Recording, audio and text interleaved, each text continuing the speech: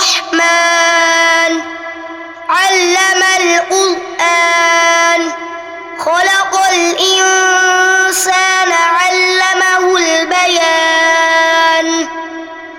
الشمس والقمر بحسبان والنجم والشجر يسجدان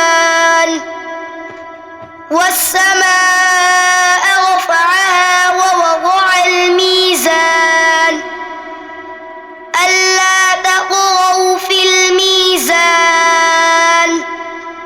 وأقيموا الوزن بالقسط ولا تخسروا الميزان والأرض وضعها للأنام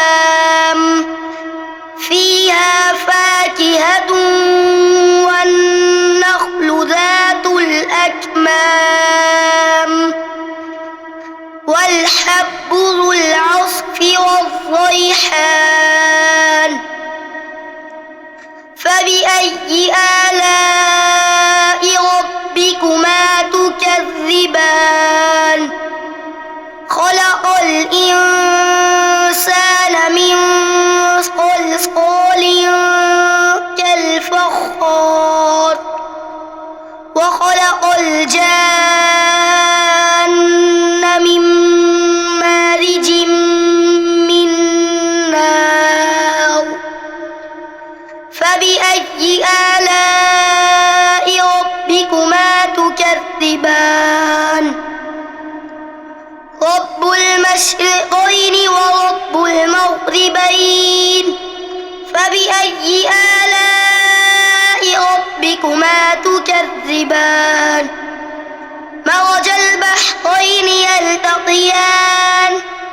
بينهما برزخ لا يبغيان فبأي آلاء ربكما تكذبان يخرج منهما اللؤلؤ والمرجان فبأي آلاء ربكما تكذبان وله الجوار المنشآت في البحر كالأعلام فبأي آلاء ربكما تكذبان